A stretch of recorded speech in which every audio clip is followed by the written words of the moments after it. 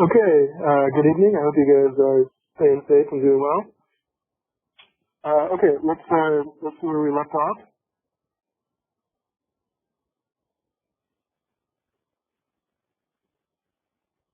Okay, so we're going to do, just to kind of refresh the syllabus and the calendar, we're going to do chapter 5 tonight, and then next time, next Friday, we're going to do the midterm review, and then the midterm will be due 1 week from tomorrow night, or next week. So the midterm is due in 2 weeks. I'll distribute the midterm next week, and so you'll have a week to do it. And then also the elasticity homework is also due in 2 weeks, the same day of the midterm. Okay, and you can turn either of those in as soon as you like. Well, after you get the midterm, you don't have to wait till the last minute, but it's up to you.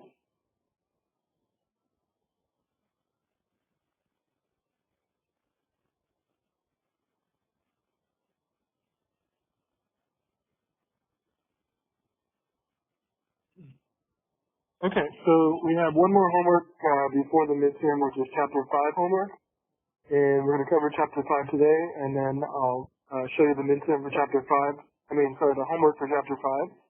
And that'll be due next week in the same discussion forum area, right here for chapter 5.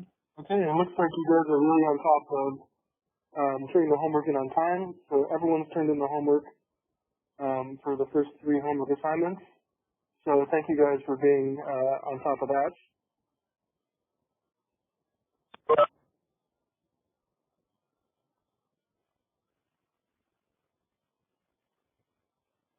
Okay, and so if we don't have any more questions or anything else, I can start on chapter 5, which we're going to do tonight. And yeah, so chapter 5 homework due next week, and then in 2 weeks, you're going to have the midterm, take-home midterm due, and also the elasticity homework will be due on that same day, which you can see on the syllabus, is May 1st. Okay?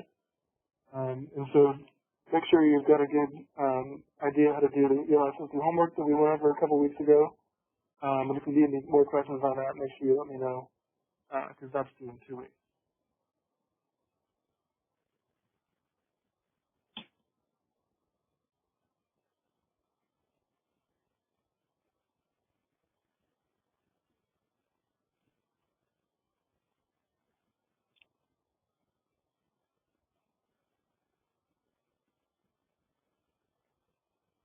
Okay, so we can start by just opening up the PowerPoint for Chapter 5, which is under the PowerPoint folder in the Chapter 5 PowerPoint.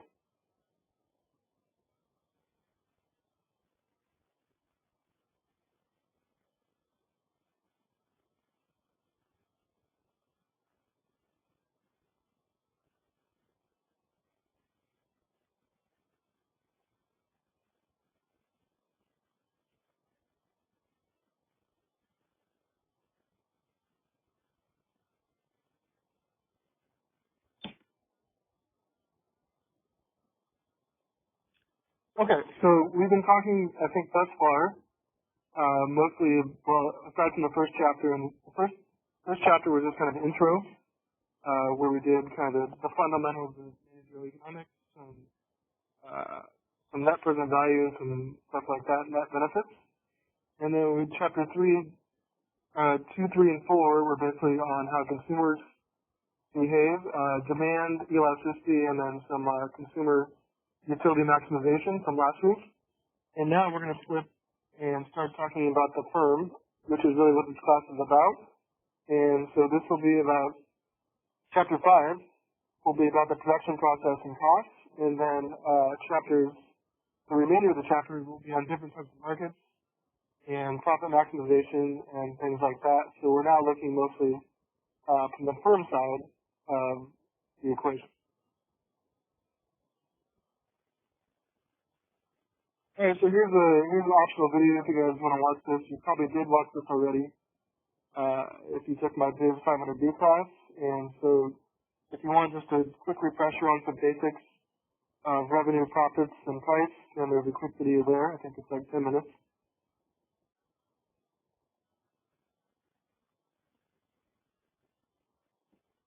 Okay, so let's just start with a basic production function. And so you might have seen this before, but let's review this because this is where the foundations of the firm behavior start. So let's look at the chapter, but you're going to have a production function which shows you basically how much output you can produce with different combinations of inputs, which we're going to focus on with capital and labor.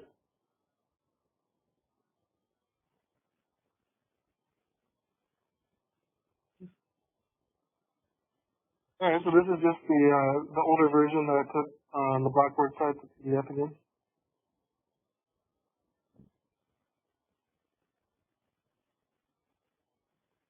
Okay, so it's just a general production function for now, and the production function just defines the maximum amount of output that can be produced with given sets of inputs. And for now, we're going to focus with our inputs on the big K is capital and the big L is labor. So output Q is going to be a function of capital and labor. So the only way we can get more output is to add more inputs in the form of capital or labor or both.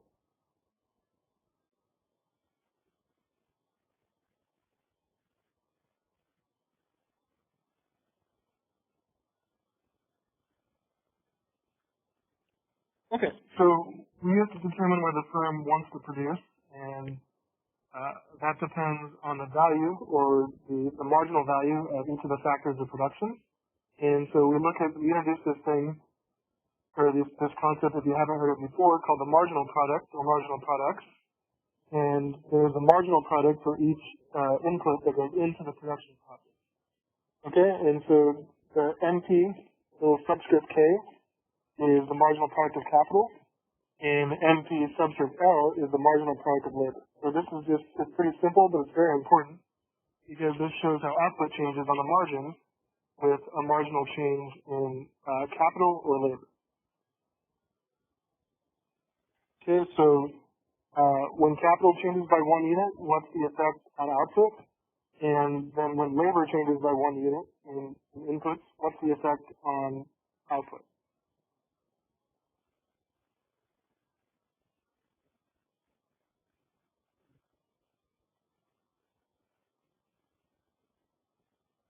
Okay, so depending on which input you're looking at, the marginal product is a change in total output attributable to the last unit of input. So when you change the input by 1 unit, what's the effect on your output, which we're really interested in. So this is what happens in the margin when you add one more capital or one more labor, and what happens in the margin to your output. Okay, so marginal product of capital is the change in output due to a change in capital. And the same thing for labor. The marginal product of labor is what happens to output when we change labor. So basically the effect of changing labor on output and the effect of changing capital on output.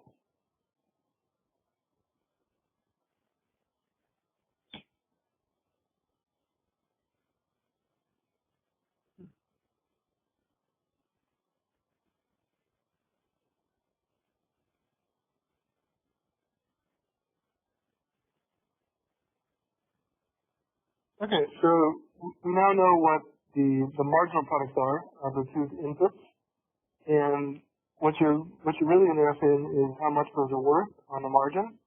And so the effect on output is important, but it's also about what the firm or the manager values those changes as, those marginal changes. And so let's introduce something called the marginal product, and the marginal product shows you what the value marginal product shows you what the marginal product is worth in terms of the output price. Okay, so we'll define these as the value marginal product is just the price of the good that the firm is selling times the marginal product. And so we have a value marginal product of labor, and that's the price times the marginal product of labor. And we have a value marginal product of capital, and that's the price times the marginal product of capital. This is how much the marginal product of each input is worth when you multiply it by the price. So it shows you the value that the firm is getting revenue-wise, and it changes or adds one more unit of those two inputs.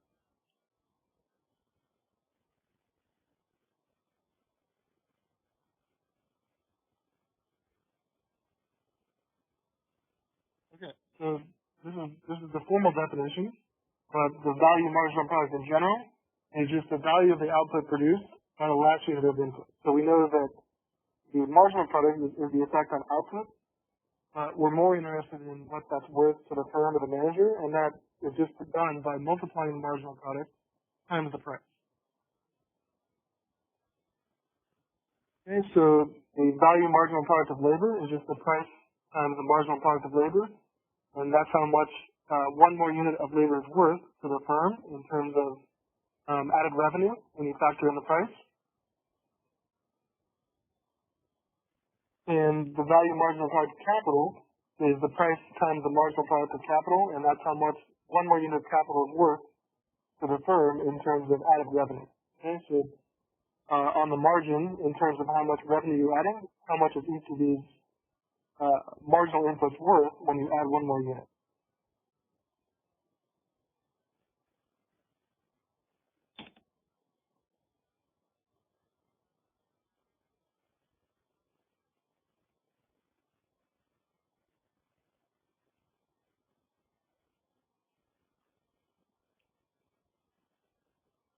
Okay, everybody good so far?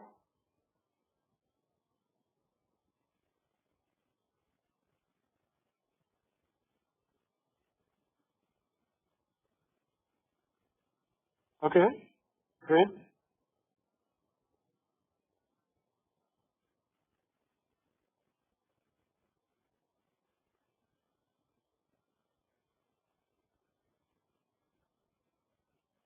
Okay, now what we need to get to is when the firm is trying to either maximize profits or minimize costs, kind of the same thing. Either they get to the same output with the lowest cost, or they maximize their profit. Either way, they're choosing their optimal inputs to put into the production process. Okay, and so something called let's just define this as the profit maximizing input usage for both of the two factors. And so we know what the value marginal products are now.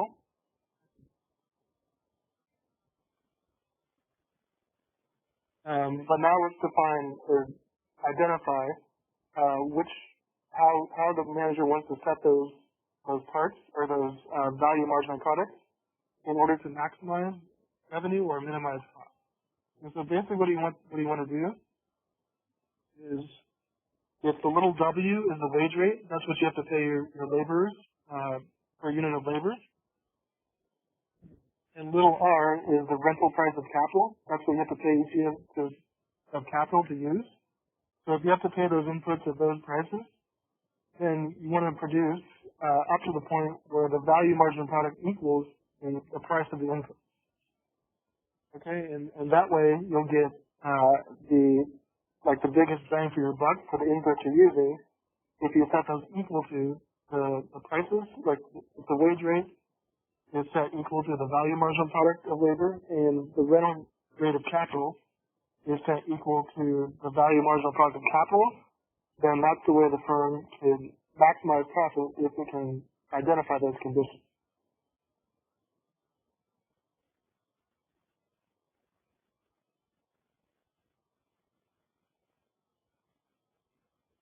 Okay, so we're gonna look at this more in detail with some graphs in a minute, but we'll explain this, or we'll revisit these concepts in a minute. But first, let's look at what some of these production functions might look like. But just know for now, and we'll come back to it later, that when the firm wants to maximize profit by choosing the best use of its inputs, it would like to set the value or choose labor such that the value marginal product of labor equals the wage rate, and choose capital such that the value marginal product of capital equals the rental rate of capital. So that way, what you're paying for the inputs is equal to what you're getting out in return.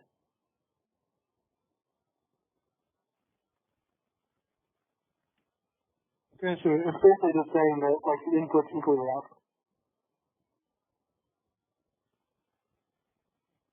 Alright, so let's look at a few forms of what the production function might look like as a function of capital and labor. And so we're going to have three types that we're going to pretty much look at. First is a linear form, and this is where output is a linear function of capital and labor. And so if you look at it there, Q equals AK plus BL. So A is the linear effect of adding more capital on output, and B is the linear effect of adding more labor on output. Okay, and the second one is like a French guy who named this Leontief. And so the Leontief production function is defined one that uses kind of fixed inputs in the production process. And so what this means is you have to have labor and capital at fixed proportions to get another unit of output. And so this is like if you normally when you have capital and labor, you have to have some ratio in which to use those. And so if you have, it's like you can only get output by a certain number of people on one or two computers, and you can only use that proportion. And so this is when if the outputs are not within this ratio, then you can't get more input. So basically, like let's say you need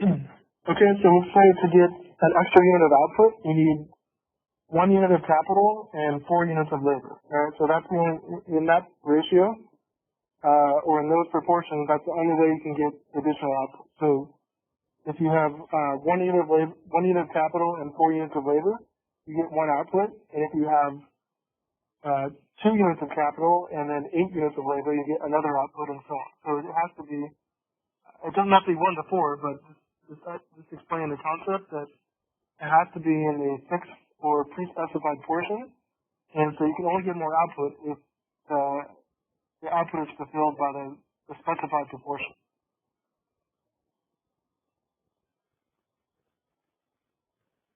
Okay, and then it'll make more sense when we look at the graph as well. And so the Cobb-Douglas is another famous type of production function, and that's a nonlinear function between capital and labor on output, and it comes in this form, where you see that Q is equal to K raised to the A times L raised to the B. Okay, so these are the three kind of types of production functions that we'll look at, and there's different versions, but these are the main general equations for each type.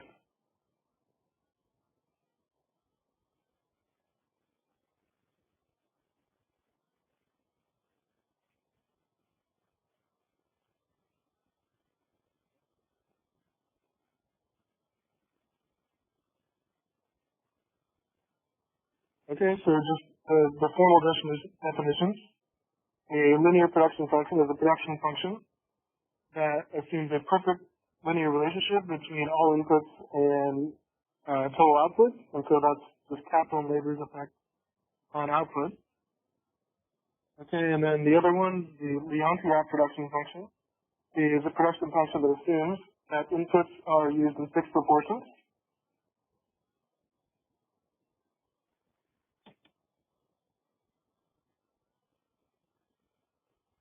Okay, and the Cobb-Douglas production function is a production function that assumes some degree of substitutability among the inputs. And so these are the three types we'll kind of look at in this chapter, but they all have some way of how inputs give us more output and different specifications. Okay, so I think,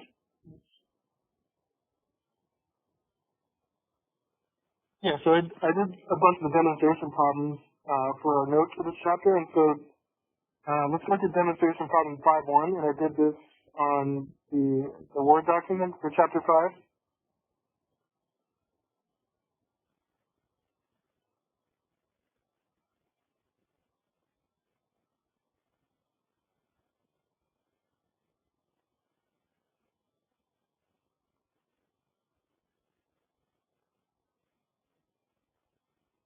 Okay, so if on Blackboard you go to the chapter 5 section and open up not that, but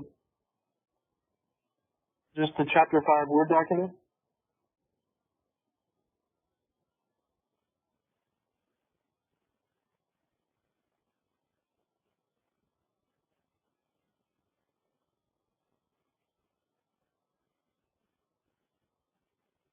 Okay, and I got some optional videos in case you want some more on any of these concepts. This explains the production function concept pretty nicely, if you want to look at that. This revisits the volume marginal product, so that's kind of a nice quick video. And this we haven't talked about yet, but this is on the marginal rate of technical substitution, which we'll explain in a few minutes. Alright, so what I wanted to do now is do the demonstration problem 1, or demonstration problem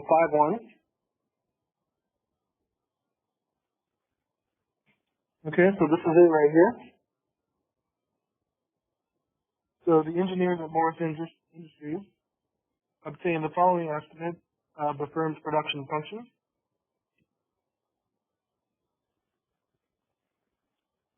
Okay, and so it's down there. And then how much output is produced when 2 units of labor and 5 units of capital are employed.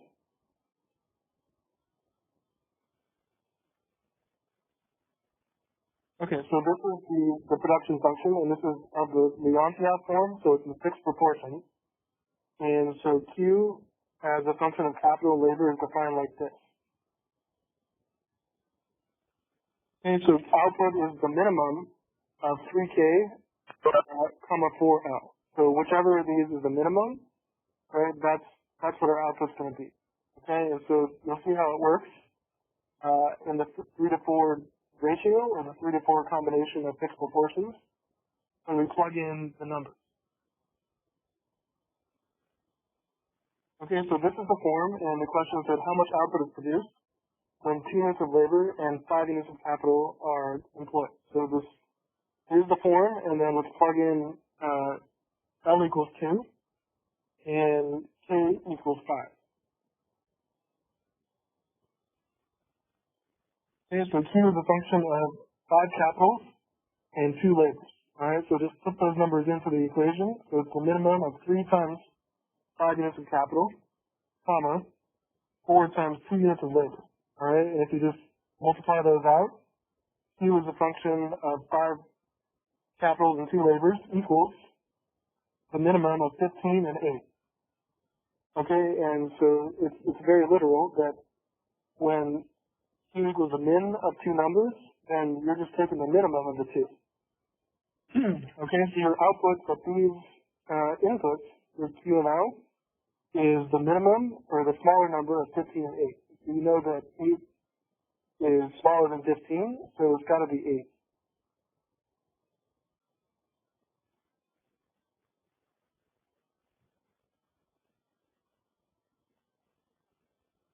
Okay, so this clearly shows you that you got to have this fixed proportion, and so to get the extra capital doesn't help you unless you have more labor because they got to be in a specified proportion.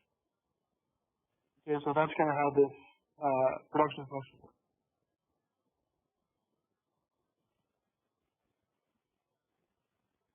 Okay, so you see that for the Leontief example?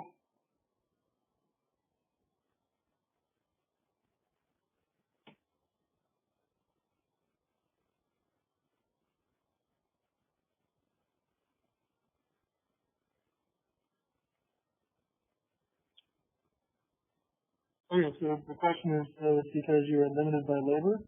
Well, in this, I mean, in this example, well, not necessarily, but so it's got to be in these fixed proportions. So the only thing that gives us additional output is 3 units of capital and 4 units of labor. So if we don't employ those in fixed amounts, then we're not going to get any more output. So yeah, the 15 or the 5 units of capital is not used really because we need more labor to be into the fixed proportion.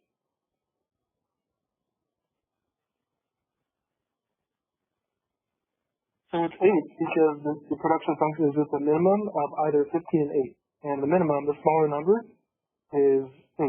So,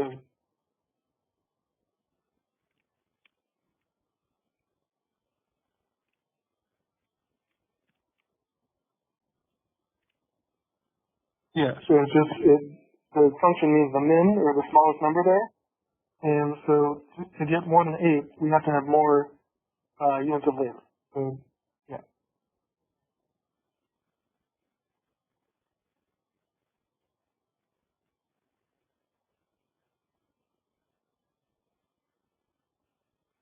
Okay, so it's kind of a weird looking production function, but it makes a lot of sense because a lot of things are in fixed proportions, and so this specifies that case. So there's lots of examples in which that's the case. Like, let's say,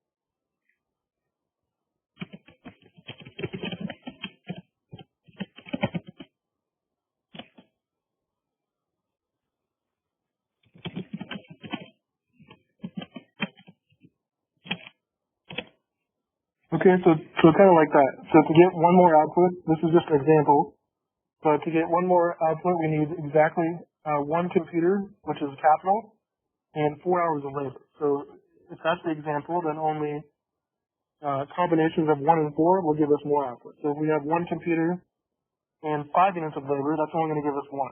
Now, if we have 2 computers and 8 units of labor, that'll give us 2. So it's got to be in that proportion. And so you can think of all kinds of examples like this. Maybe like,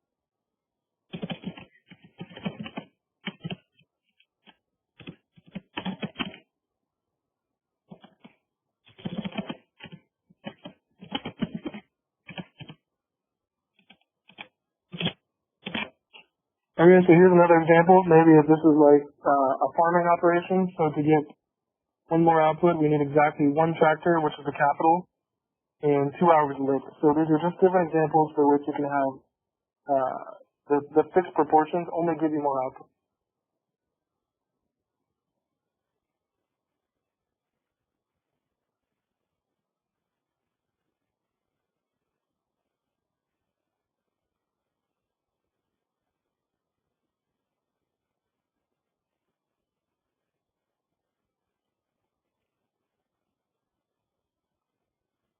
Okay, so you can relate the marginal product to the production function, and so it's basically like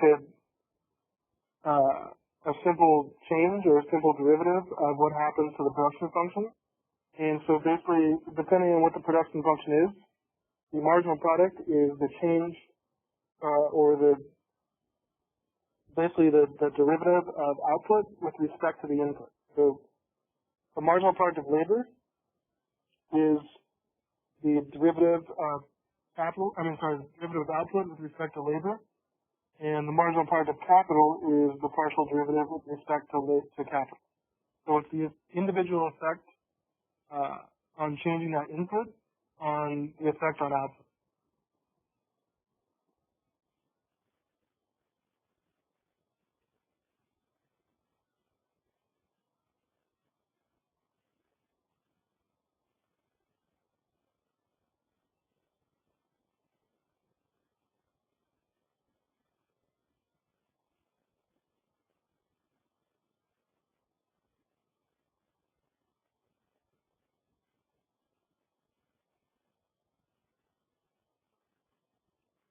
Okay, so like here's so for the linear one, that's the easiest. And so there's a little bit of calculus in this chapter. You can, if you're not great with calculus, you can kind of work around it because there's kind of equations that tell you what to do if you don't know how to do the calculus. But I can just explain it either way. And so if you look at this linear function where output is equal to AK plus BL, then in terms of the marginal product of each input for this function, if you did it so the marginal product of labor is equal to B, so this is the effect of changing 1 unit of labor on output, which is equal to B, and the marginal product of capital in this form is equal to A. So you can look at that literally or calculus-wise, where if this is your function, AK plus BL, then the derivative of this with respect to capital is A. Right? That's the only thing that's changing with capital. And the derivative of this with respect to L is B.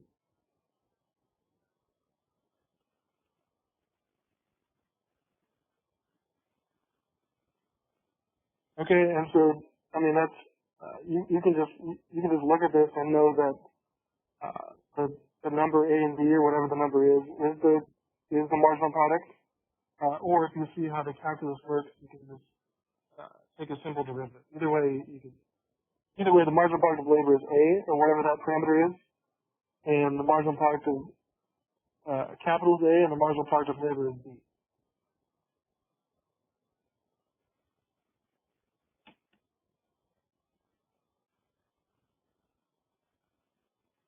Okay, and if you do it for the Cobb-Douglas one, we're not going to do it for the Leontief one, the fixed proportion one, because you can't really do it. It's a weird. The fixed proportion, you just have to look at it. But for the Cobb-Douglas one, this is a nonlinear function, and so this is what the marginal products look like.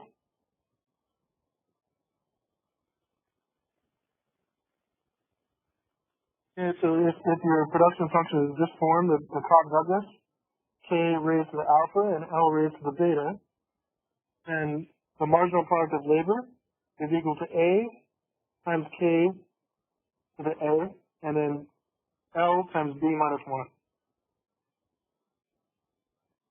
Okay, and the marginal product of capital is A times K raised to A minus 1 times L to the B. Okay, and so everything is open book. You can just look at this identity or memorize this or whatever, but if you want to see how this comes from the calculus, you can look and just differentiate, again, both with respect to the input.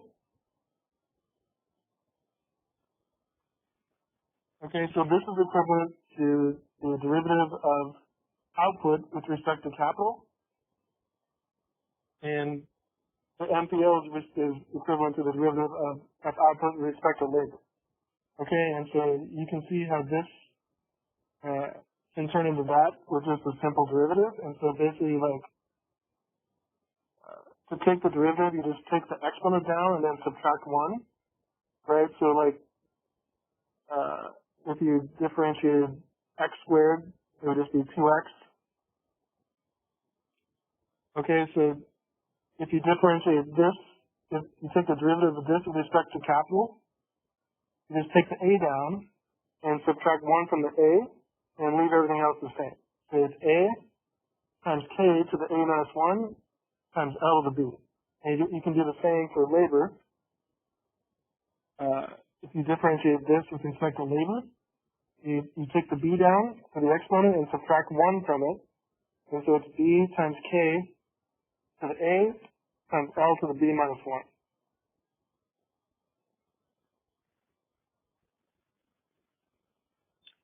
Okay, so if you're familiar with calculus, then you probably see how that works. If not, you can just, these are the equations right here, or the identities. So you can either do the calculus to get the derivatives, or you can just use this form.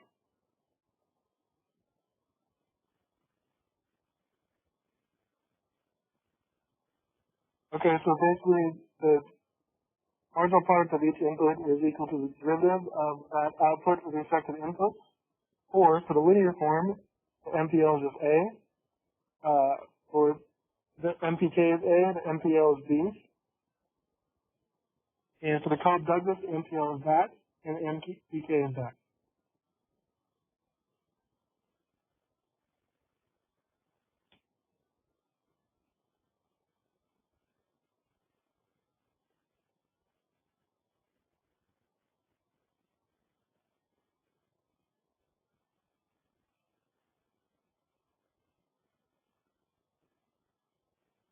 Okay, let's do demonstration problem 5-2.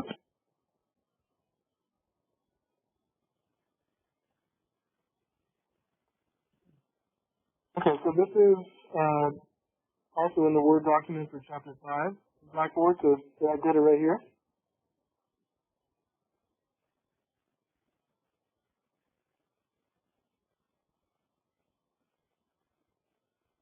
Okay, so a firm produces output that can be sold at a price of $10.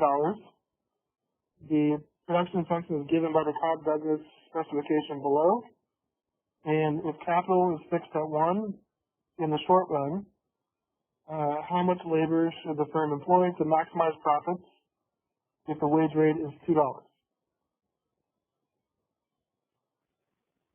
Okay, so what we're trying to do here is set up the profit maximizing condition where the value of marginal product of labor equals the wage rate, because capital is fixed, so we don't have to worry about that in the short run. Okay, so here's our production function. So it's of the Cobb-Douglas form, and it takes this form where Q equals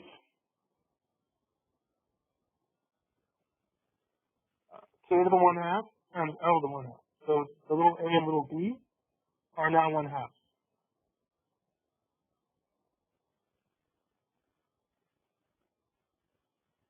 Okay, so we need to find the condition that's going to maximize this firm's profit, and that's where, because capital is fixed in the short run, we don't have to worry about that, it's just 1. So we're only choosing labor. So we need to choose the labor such that the value marginal product of labor equals the wage rate, because that's exactly where our inputs give us the same output.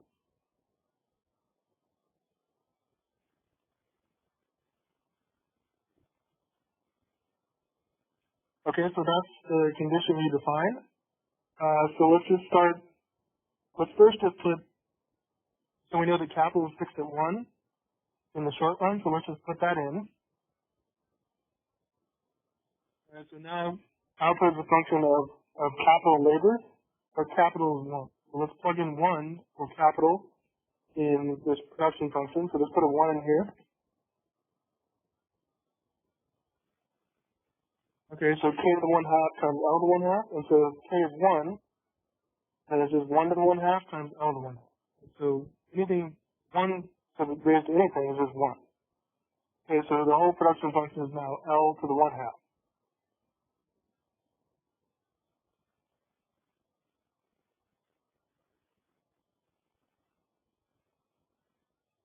Okay, so we're down to a nice easy production function of L to the 1/2 because capital is just equal to 1 in the short run. Okay, so we just learned how to get the marginal products. We only need the marginal product of labor, And so you either have to use that, you can just use that equation or that identity from the chapter, or you can just, you can just take the derivative like I did here. And so the marginal product of labor is defined as, or equivalent to, the partial derivative of output with respect to labor. So what happens to output when you change labor?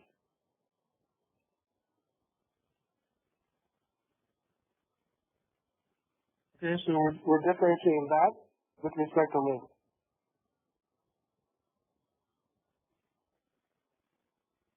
Okay, so just treat it like any, L is the variable, L is x. Okay, so when you take a derivative, all you have to do is bring the exponent down and then subtract 1 from the exponent. So the exponent's 1/2. We brought that down, and 1/2 minus 1 is minus 1/2. So the whole thing is 1/2 L to the minus 1/2.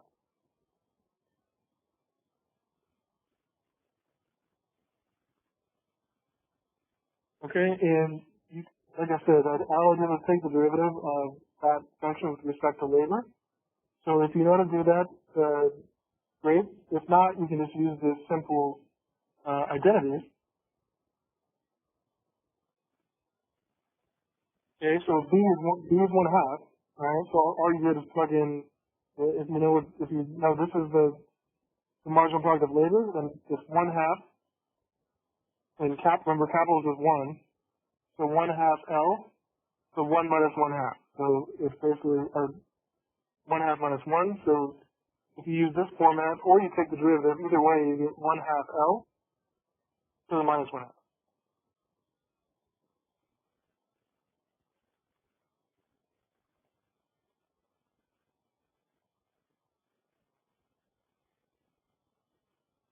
Okay, everybody good with this so far? Did I lose you with the calculus?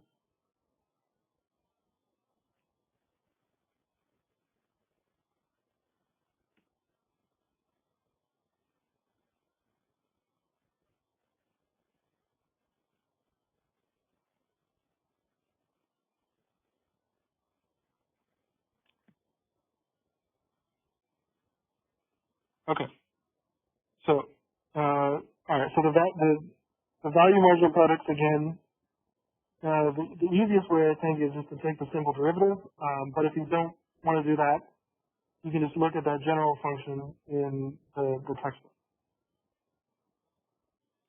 Okay, so we have the marginal product of labor. Now let's find the value marginal product of labor, which is just the marginal product times the price. Okay, we already defined this because the value of the marginal product is how much it's worth in terms of the output or the revenue you get. And you get that by multiplying that change in output times the price of the good.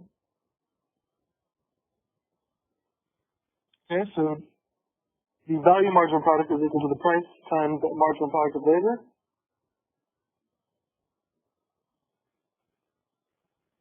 Okay, we have the price. We have the marginal product of labor now, so let's just plug in the price of 10. All right, so that was given in the question. Times the MPL, which we just got, which is 1/2 L to the minus 1/2. Okay, so it's 10 times 1/2 L to the minus 1/2. Okay, if we simplify that, 10 times a half is 5. So the value, the value marginal product of labor is equal to 5 times L raised to the minus 1/2.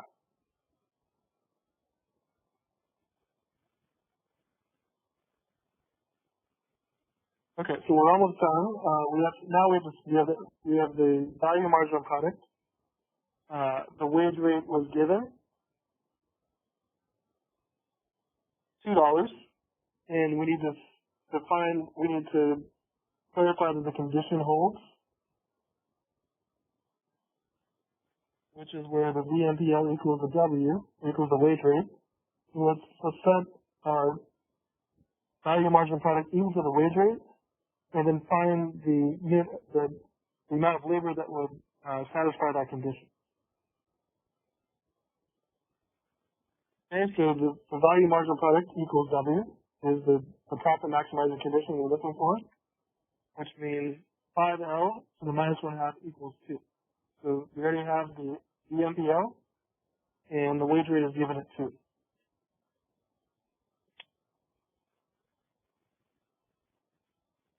Okay, so you can see now that the only variable we have left is L, and let's find the labor that satisfies this condition.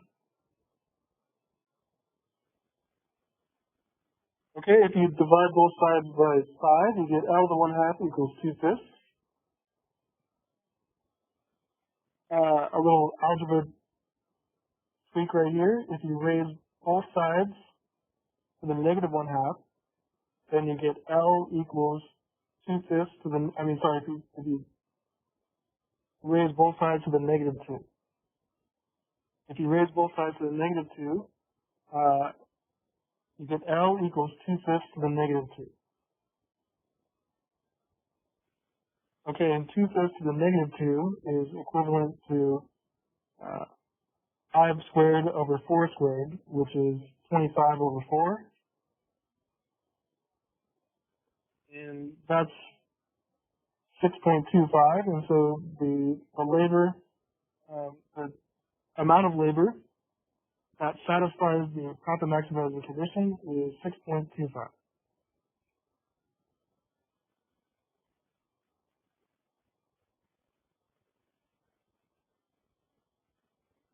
Okay, so all you gotta do is start with that, and then get the VMPL, and the wage rate was given, so just set that equal, and then find the best, or the only labor amount that satisfies that condition. So what this says is that employing labor below that condition, like less than 6.25, is not you can get more revenue by producing more, and employing more labor than 6.25 is not cost effective because you're losing revenue. So that's the only spot in which that condition holds.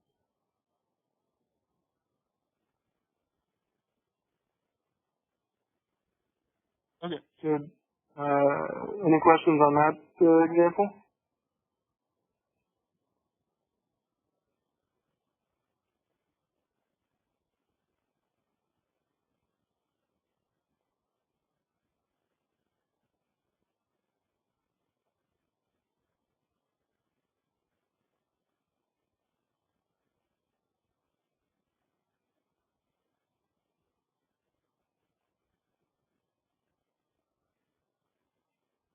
Okay. So now we've covered the production side, and now let's cover the cost side. We covered the input side, and now let's cover the cost. Okay, so we have to get more production, we have to pay for the inputs, right? We have to pay the wages, the laborers, the wage rate. We have to pay to use the capital. Okay, and so let's define something as an isoquant. And so this is like a budget line for the firm.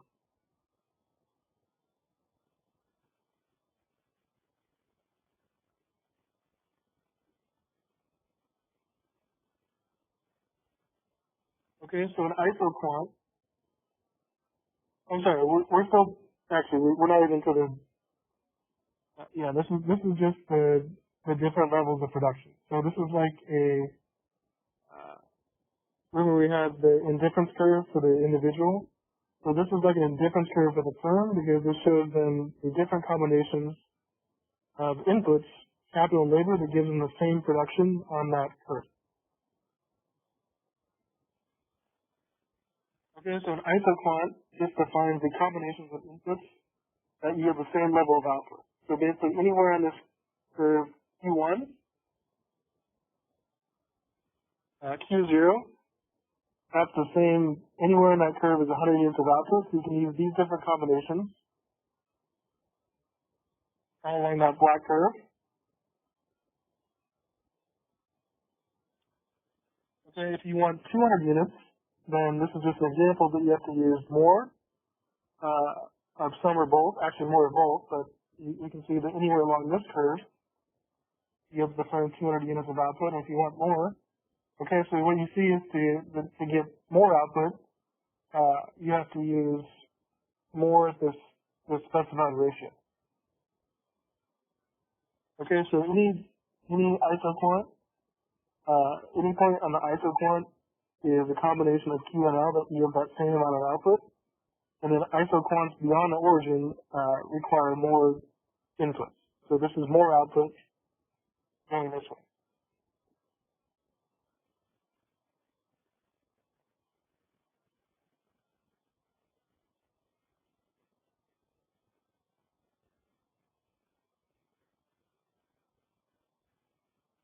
Okay, so we need to define, this is kind of like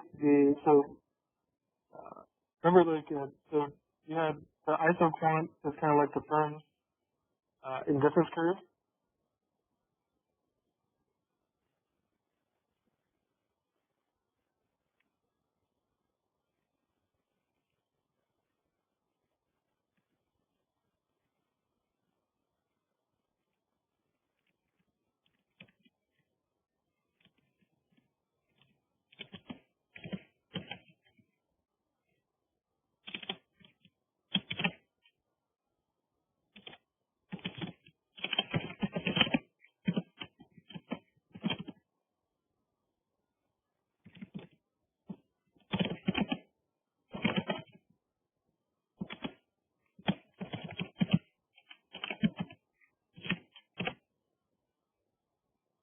Okay, so last week we did this kind of from a consumer perspective where we're trying to maximize utility. And so it's different, but the concept or the models are similar because we had a difference curves that showed us the same level of satisfaction for different combinations of the products or the inputs or the goods the consumer could buy. And the MRS was the trade-off or the opportunity cost for the consumers. And now we have a firm where the firm has isoquants and their trade-off is the MRTS.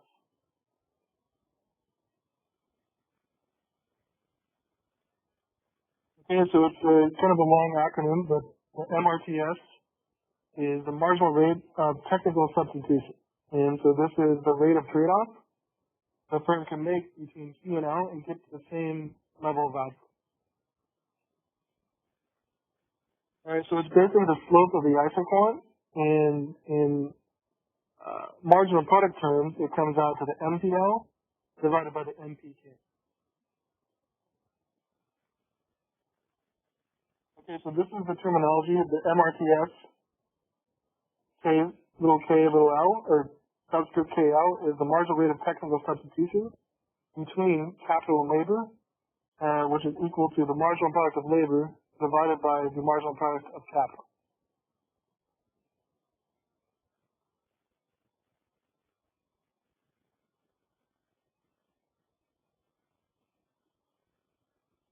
Alright, so the formal definition of the MRTS, or the marginal rate of technical substitution, is the rate at which a producer can substitute between two inputs, capital and labor here, and maintain the same level of output. So basically, if you look at this picture up here,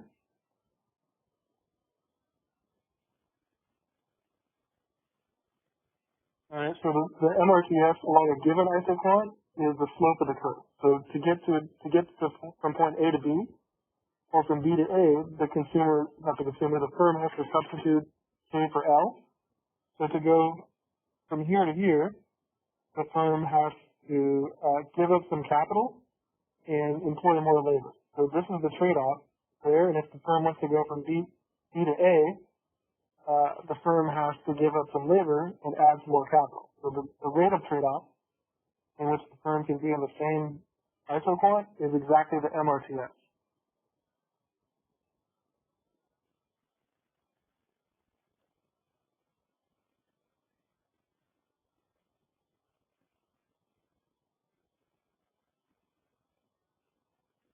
Okay, so we talked about these before, but a linear production function is exactly like you think. It's linear.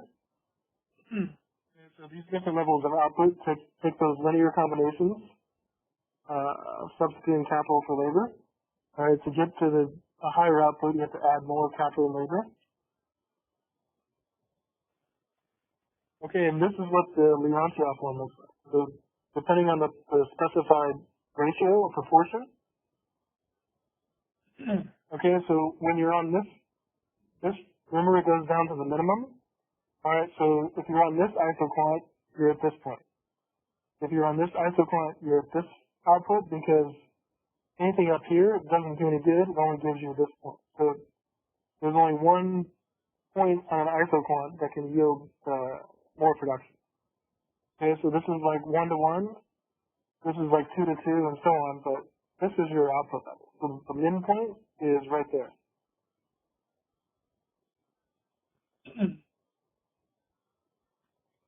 Okay, so the Leontief production function looks a little weird. Just kind of right angles, but this is what it would look like if you graphed it.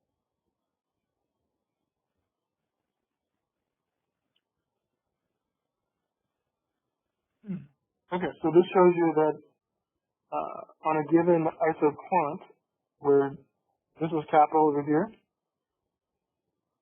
and this is labor, the rate of trade-off to be in that same isoquant, where Q0 equals 100, is MRTS. So see how to get from B to C, or sorry, to get from C to D, right? The trade-off is, just the slope of this is rise over run. So plus 3 minus 1 is just you have to get from C to B, you have to give up 1 labor and add 3 capitals. And to get from D to C, you have to add 3 capitals and, give up 3 capitals and add 1 labor. Okay, so the slope and the rate of trade-off changes, but the slope or the trade-off rate along a given difference curve is always equal to the MRTS.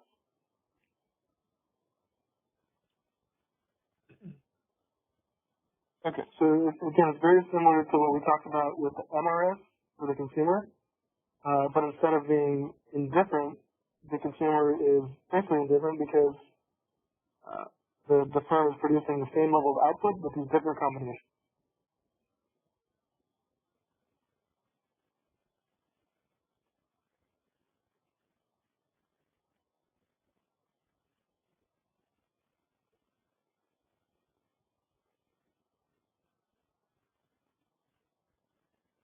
Okay, so now we're going to add the costs, or like the budget, basically, of the firm.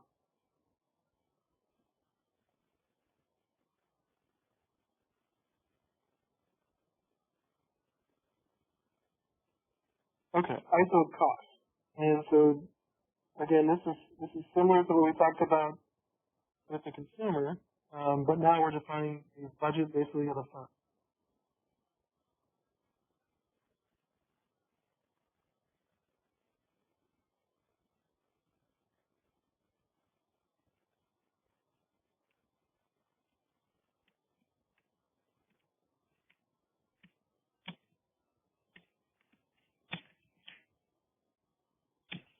Okay, so remember that from last time, we had the price of good X times X plus the price of good Y times Y equals M, which was the income.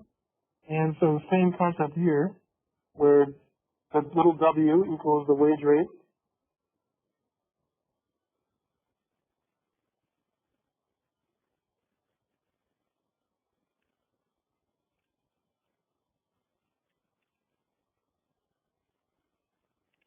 And little r equals the rental price of capital. And so this is how much the firm has to pay to get each unit of labor.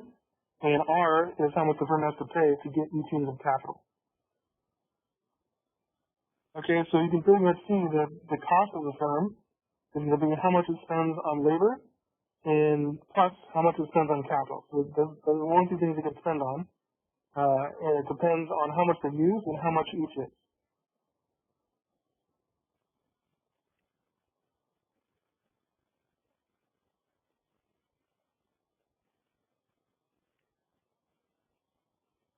Okay, and that equation you see there is very similar to the firm's budget line. This is like the firm's personal budget line. So this is how much they spend on labor plus how much they spend on capital, and the total of those two is the cost they spend on production.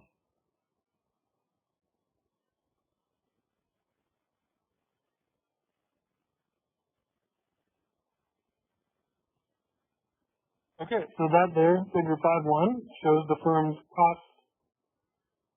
It's called ISO cost line.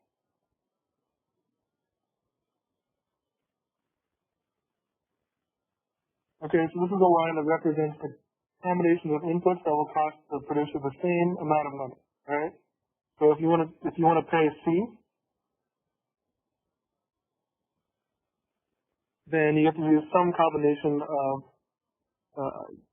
this price of labor times how much you use, plus this price of capital times how much you use. And if you want to use more capital, you have to use less labor. So there's a trade-off because you want to use more of one input, you gotta pay for it. So you have to give up some of the other.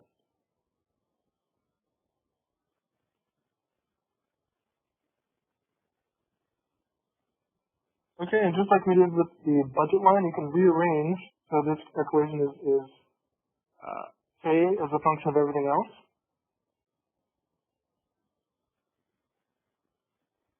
And so here's the cost line, the wage rate times the inputs of labor plus the rental price of capital times the units of capital equals the cost. Okay, and if you divide by R, you get this. W over R times L plus K equals C over R, and then if you just subtract W over R times L from both sides, you can rearrange this simple equation and get this.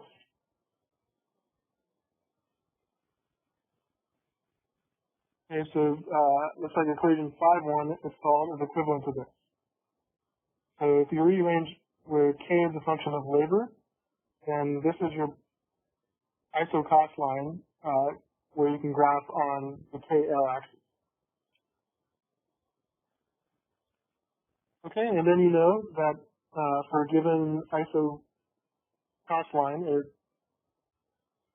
ISO cost line, that the slope is C divided by R for the K axis, and the L slope is C divided by W. Okay? So if you want to get to a higher production, you have to spend more or you have to use more of the input.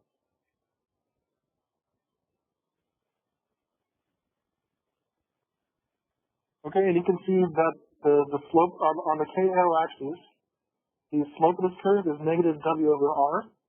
And so this shows you basically that the rate of trade-off between a given ISO cost line is how much the wage rate is and how much it costs to buy capital. So that's going to affect the slope of this line.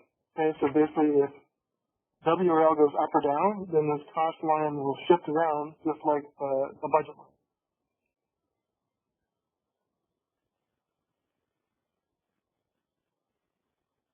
Okay, so see if you want to spend more, you want to spend, if your cost goes up but the wage rates don't go up, so you're spending more. Okay, that just gives you to a more expensive cost line. It just, the budget, the ISO cost line just shifts out. Okay, and if there's a increase in the wage rate, that means you have to pay more for the wage for each unit of labor, and so that's going to cost you more. And so because of that, your budget line seeks out. So this is just like the price change for the consumer.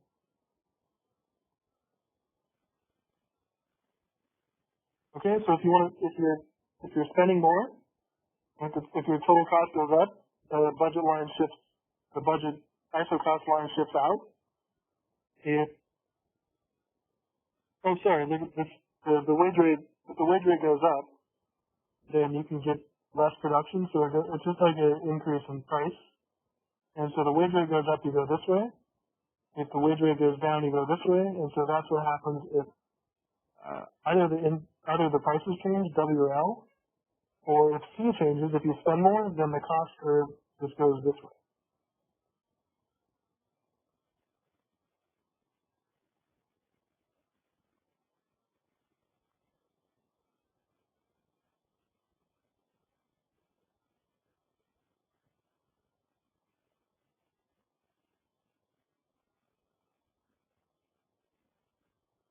Okay.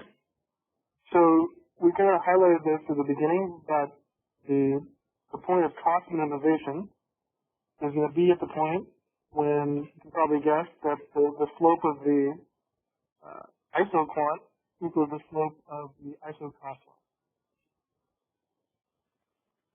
Okay, and that's exactly where the MRTS, the marginal rate of technical substitution between K and L, equals the cost ratio of the input. So the cost minimization point is where the MRTS equals W divided by R.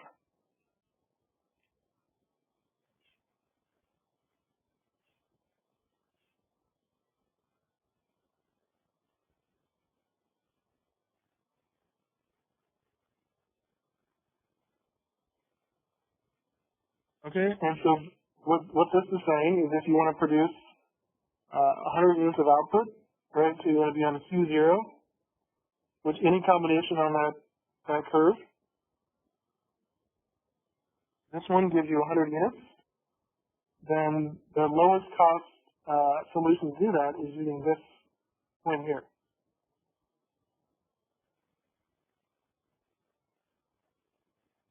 Okay, and so any point beyond this will cost more, and if you want to produce 100 units, this is the lowest cost or minimum cost way you can do it. And at that point B, the MRTS, the rate of trade-off, equals the ratio of the cost, because the MRTS equals W over R, because the slope of the budget line is W over R. Okay, and the slope of the MRTS of the isoquant is equal to the MRTS. So at that point, the rate of trade-off has to equal the cost ratio.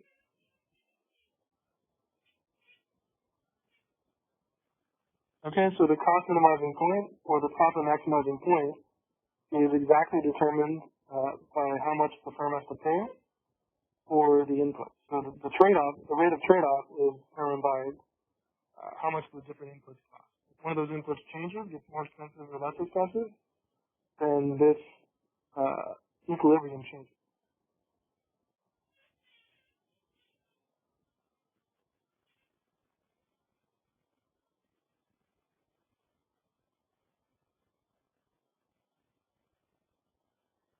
Okay, so that condition is always going to hold in the Cobb-Douglas form, where the MRTS equals the cost minimizing point for the firm is going to be the point where the MRTS equals W over R, just like this. Okay, so basically when the ISO cost line is tangent to the ISO quant. Because any point beyond that would be more expensive, and the firm wants to employ 100 units of output, so that's the minimum cost point to do that.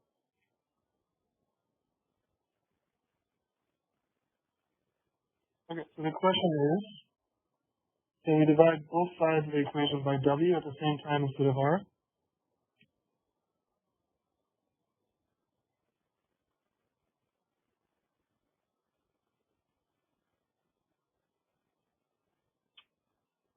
So this equation, you mean? The budget ISO cost line?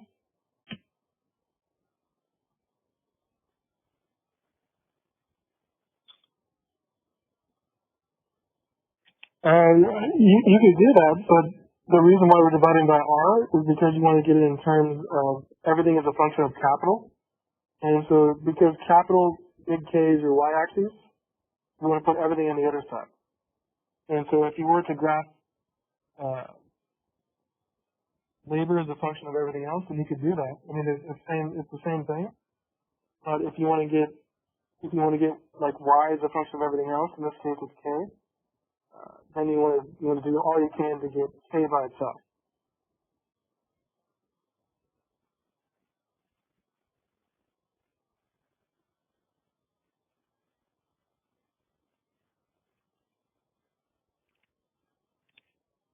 All right, so we want capital as a function of all the other things, and that way you can graph it on the y-axis, which is K.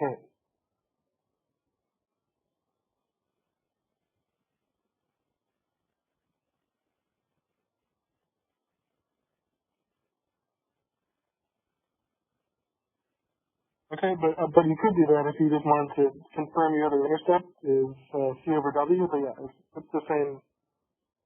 Either way, it's the same thing.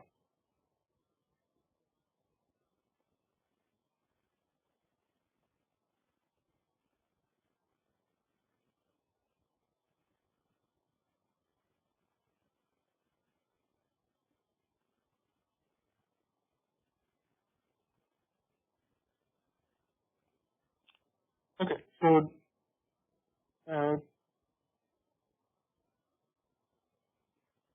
cost minimizing input place is with MRCS equals W over R.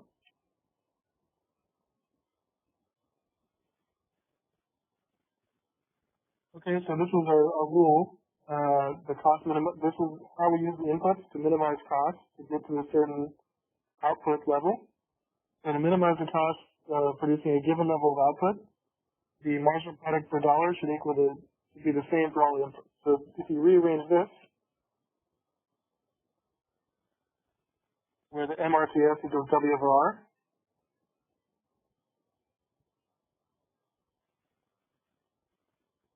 okay, so the MRCS is the same thing as MPL divided by the MPK. Remember we defined that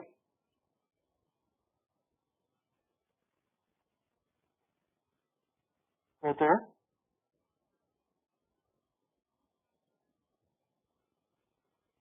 Okay, and then if you just, you have this identity here, the MRTS is MPL to MPK, and at the optimal point, that equals W over R. If you just, I guess, divide both sides by W and multiply both sides by MPK, you get that right there. Okay, so this shows you that the marginal product per dollar spent on each of the inputs has to be the same. If it wasn't, then we should spend, if it didn't come out to the same, then we're spending too much on one of the inputs because their value per dollar spent is not equivalent.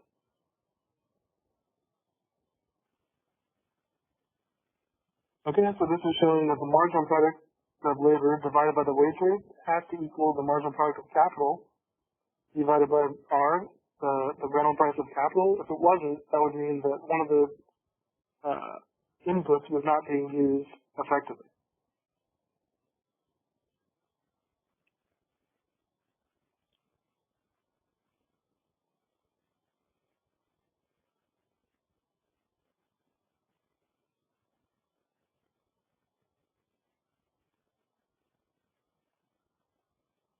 Okay, so a few more demonstration problems. Everybody good so far? Any questions on this material?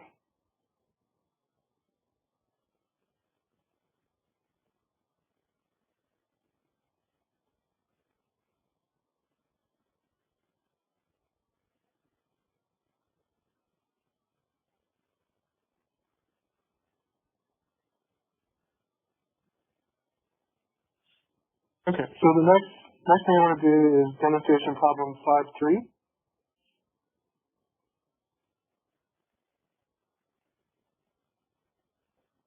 Okay, and that's right here on the same chapter 5 Word document. All right, so temporary solutions. TS uses 4 word processors and 2 typewriters to produce reports.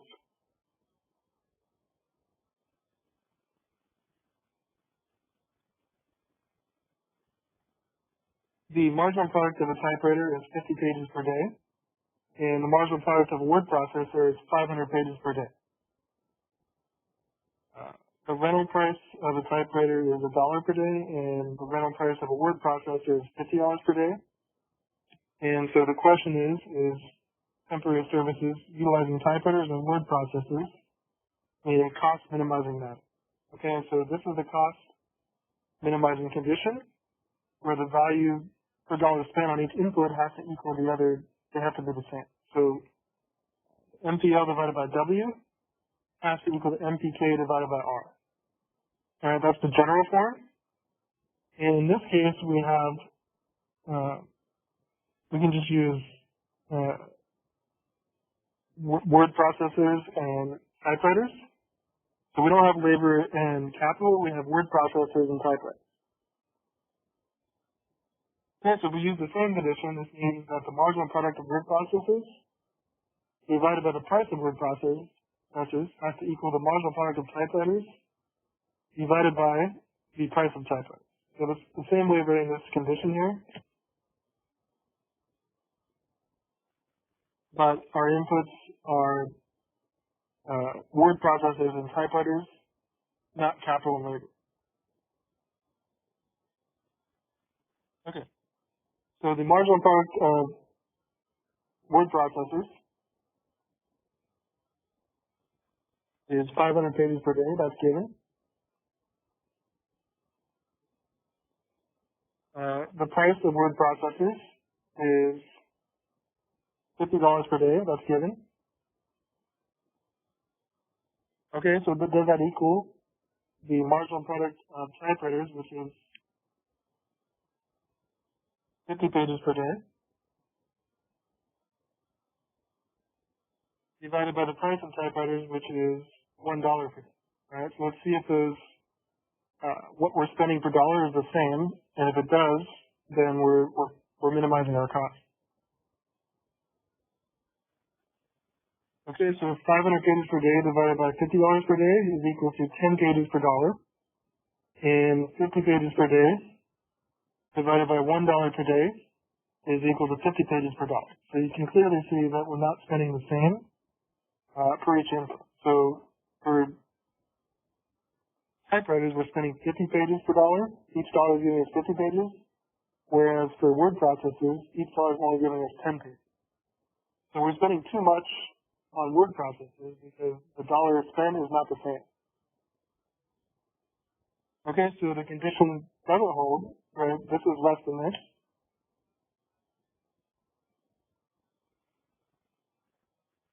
So the marginal product per dollar spent on typewriters exceeds the marginal product per dollar spent on word processors.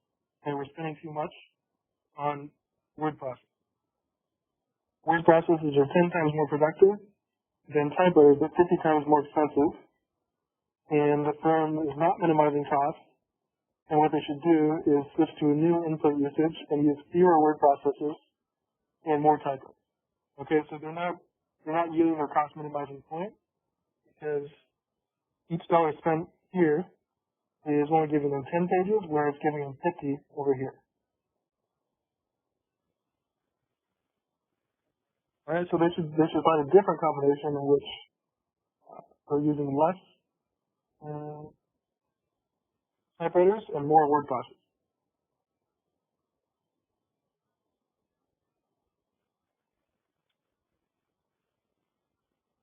Okay.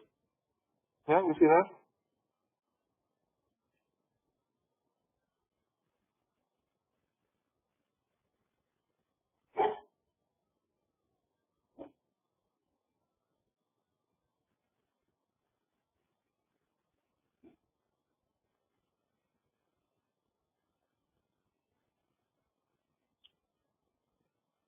Okay, so we have a few more demonstration problems from chapter 5 here. And so let's just look at those now. Demonstration problem 5.4.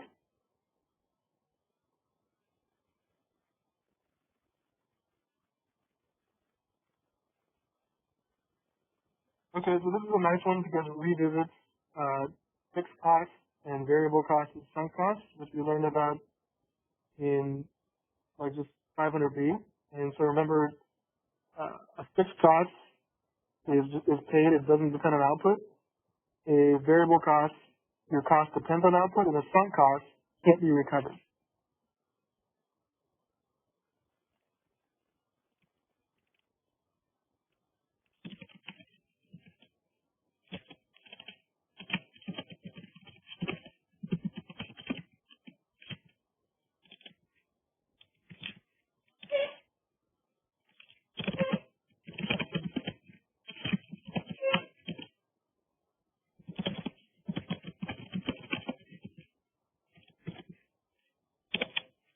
Okay, so a fixed cost is just like an upfront cost, or like an investment cost. You have to pay it no matter what your output is. But your variable costs or costs depend on output. So the variable costs depend on how much output you produce. And then the other thing, upfront cost is just something that cannot be recovered.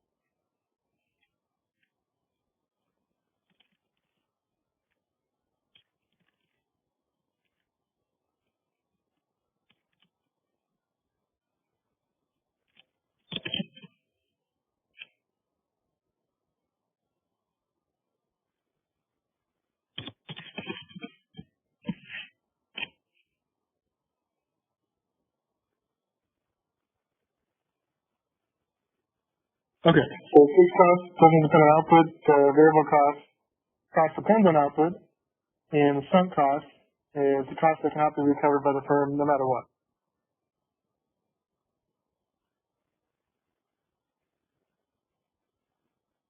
Okay, here's demonstration problem 5-4. So Acme Coal paid $5,000 to lease a rail car from the Reading Railroad. Under the terms of the lease, $1,000 of this payment is refundable if the rail car is returned within 2 days of signing the lease. Upon signing the lease and paying $5,000, how large are Acme's fixed and sunk costs? So what are the fixed costs and what are the sunk costs? And then question 2, 1 day after signing the lease, Acme realizes that it had no use for the rail car. A farmer has a bumper crop of corn and is offered to sublease the rail car from Acme at a price of $4,500. So should Acme accept the farmer's offer? So first, let's determine the fixed cost and the sunk cost. Okay, so none of these costs depend on output. So there's no examples of variable costs in this situation. Right? So they get to pay the $5,000 no matter what, depending on output. So the fixed costs are $5,000. Okay, and the sunk costs are what they can never get back.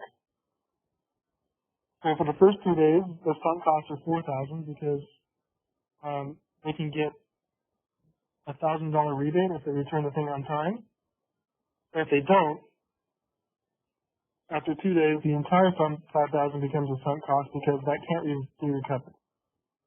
Okay, so fixed costs are just what costs don't depend on output, and sunk costs are what cannot be recovered.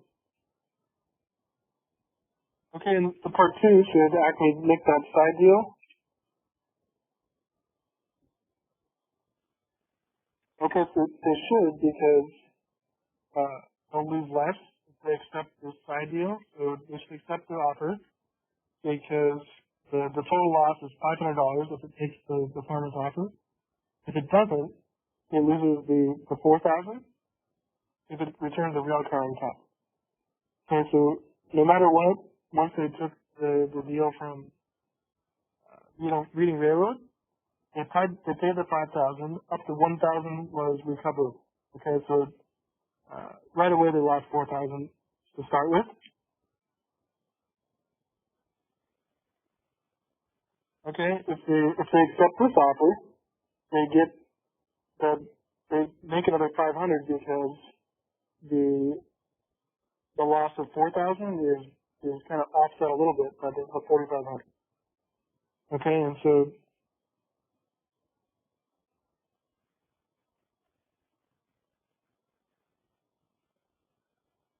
it's a huge deal for the firm because if they rent the rail car, they return it on time, and they get $1,000 credit.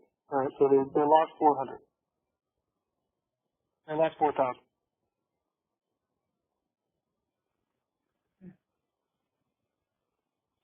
Okay, and if it's sublisted, they get $4,500 back, and they only lose $500 because the total cost of $5,000 was actually, did they gain $500?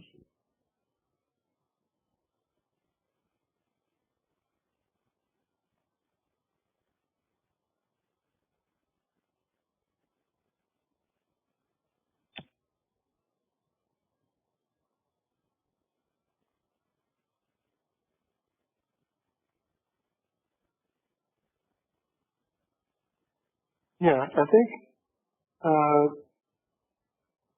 so if they do everything correctly and do the sub list, like they give it to the farmer, then they get $1,000 back. So it's like 5,000, plus 1,000, or minus 1,000, minus 5,000, plus 1,000, plus 4,500. So they actually gain $500 if they do the deal.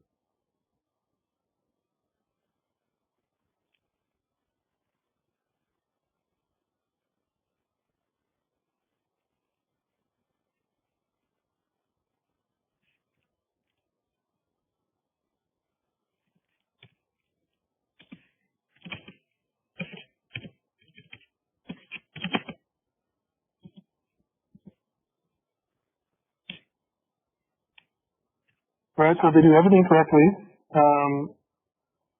they lose the 5,000 right away. They return the car back in time, they get the 1,000 back. And if they get the 4,500 from the other farmer,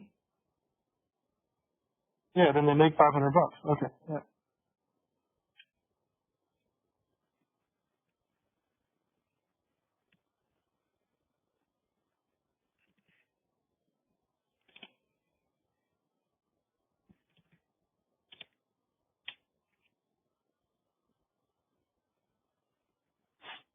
Okay, so yeah, they should definitely make that side deal.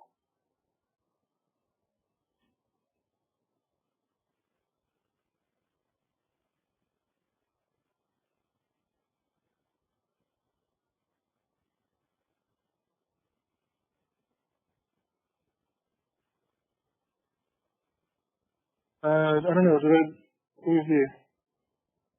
I don't know, that's what I thought it was at first, and now I think it's 500, plus 500.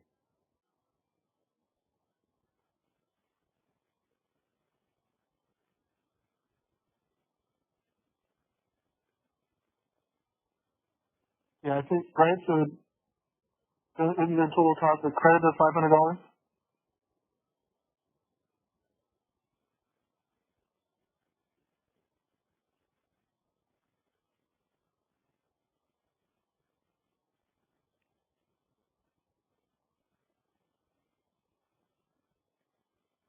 Okay,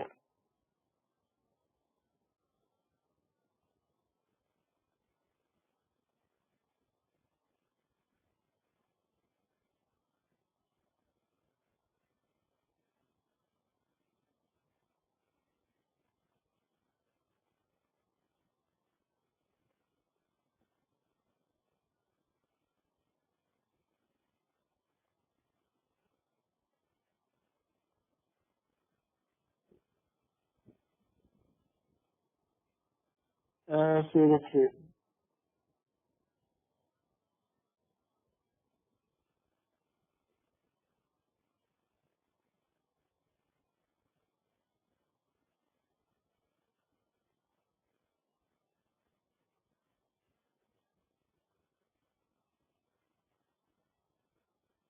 Oh yeah, okay, so I guess the, the farmer's not gonna pay $4,500 just for 2 days, and so the refund was only contingent on them not using it, I guess. So yeah, I was right. You guys were right the first time. So the side deal was only if they they keep it for a while, and so basically like if they're making a side deal, they're not gonna get the $1,000 refund. Yeah, so they would lose $500.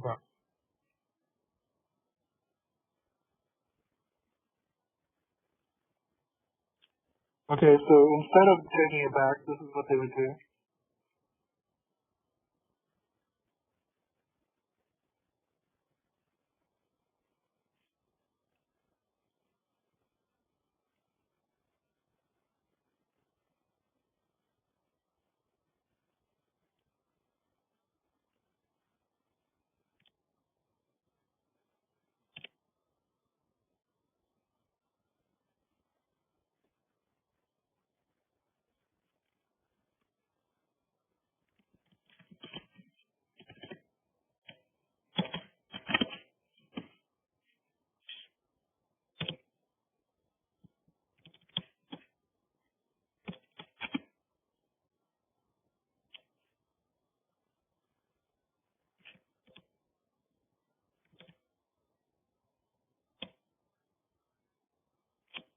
Yeah, okay. So I think that's what we're supposed to say here.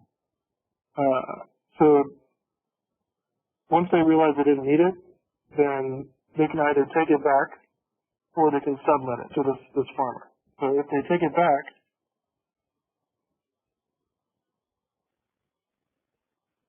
they only get the $1,000 refund, so they lost $4,000.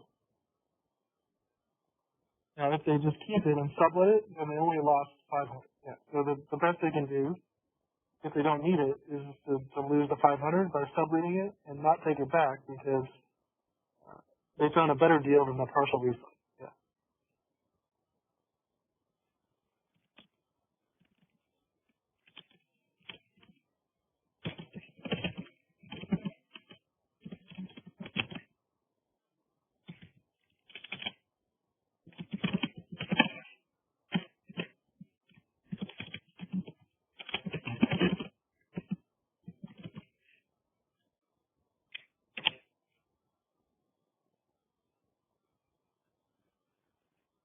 Okay.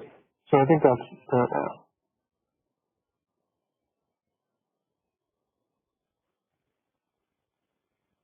All right. Yeah. So I guess I had it. I wrote it correctly in the answers here. I just confused myself.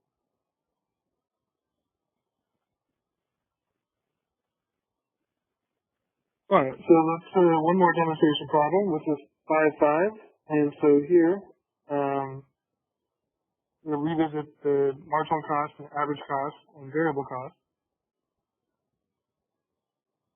Here's the cost function for managerial enterprises is this, where CQ is equal to 2Q, 20 plus 3Q squared. So 20 is the fixed cost, and 3Q squared is the variable cost. Let's determine the marginal cost, average fixed cost, average variable cost, and average total cost when Q equals 10.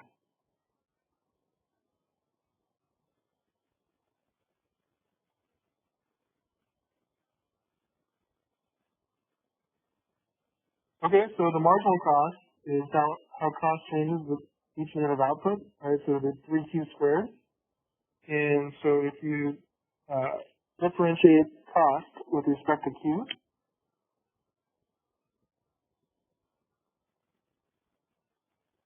okay, you just get 6Q. So this is the variable cost, 3Q squared.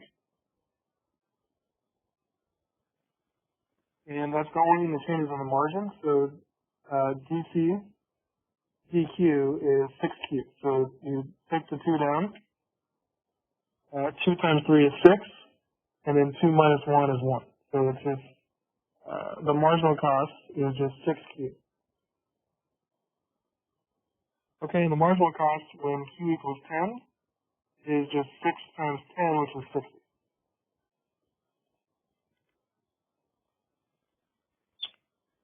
Okay, so the average variable cost is just defined, we know what this is from this 500B, or just in general, the average variable cost is just the variable cost divided by Q. And so how much the variable cost is on average, and variable cost is just 3Q squared.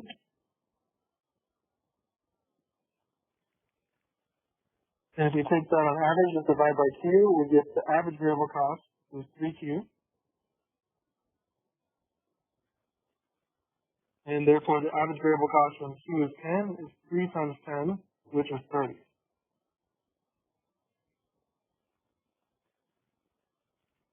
Okay, the average fixed cost is just the fixed cost divided by Q.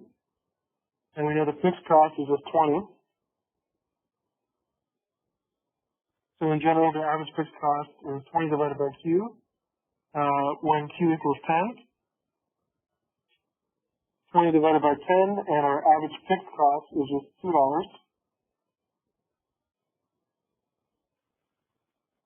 And then the average total cost is the total cost function divided by Q. Okay, so it's 20 plus 3Q squared divided by Q.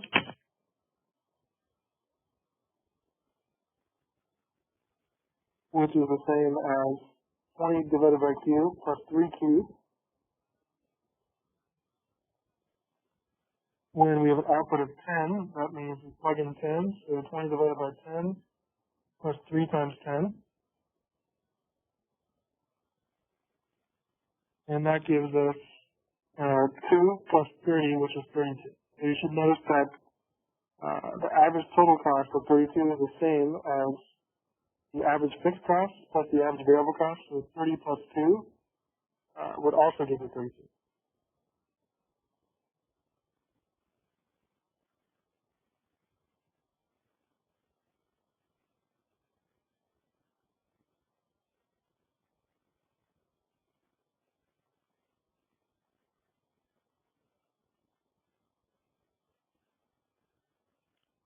Okay, so any questions on any of the demonstration problems?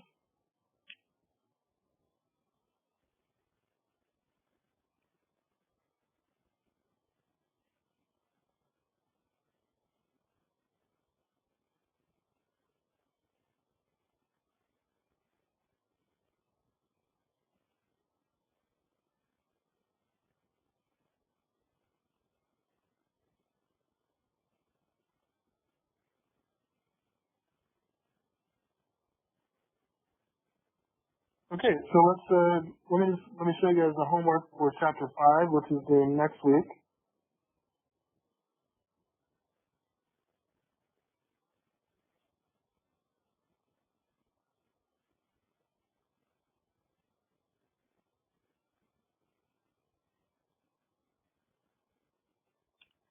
Okay, so homework chapter 5 is due next week, and then in 2 weeks you're going to have the midterm and elasticity homework due on the same day, the May 1st. So I keep reminding you, but make sure you have time to do elasticity homework so you're not doing everything at the same time.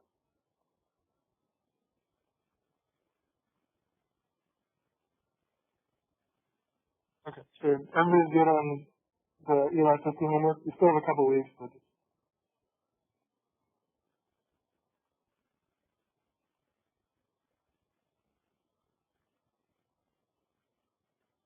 all right. Let's just open up the chapter 5 homework real quick.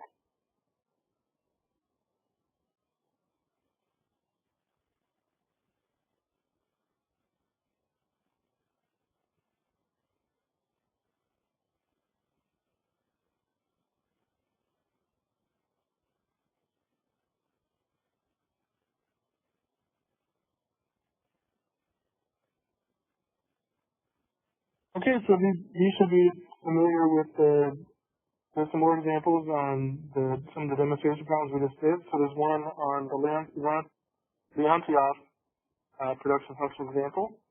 So here's that one, number 1. And number 2 is you have to find the optimal amount of labor to use and satisfy the cost minimizing condition. Okay, so number 1 is similar to demonstration problem 5.1, I think. And number 2 is similar to demonstration problem 5.2.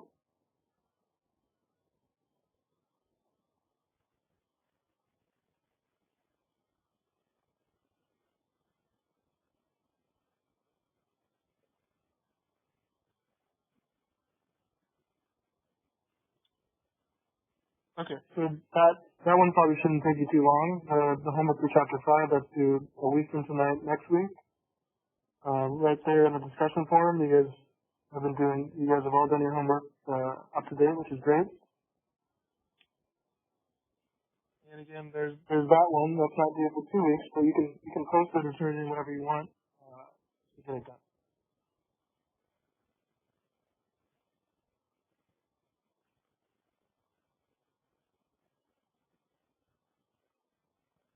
Okay. So any questions on either the chapter 5 homework or the elasticity homework that's coming up?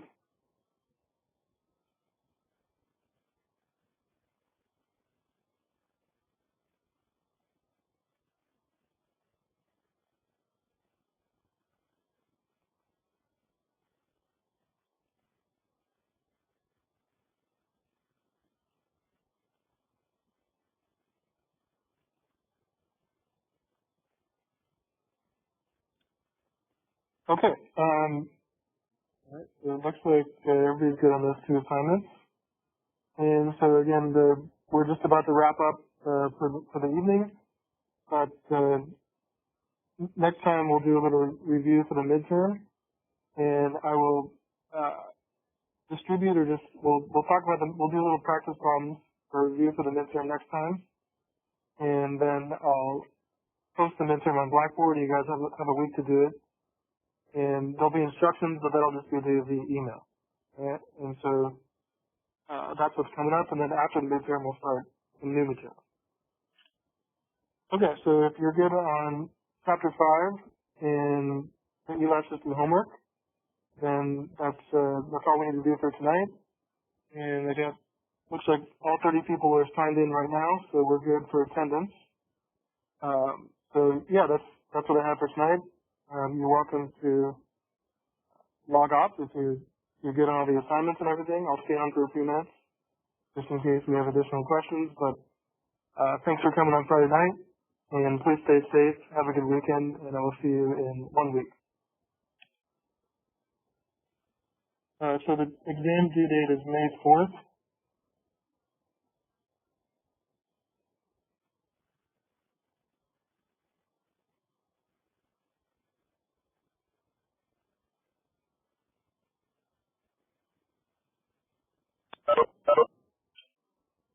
The exam due date is May 1st, so Friday, May 1st.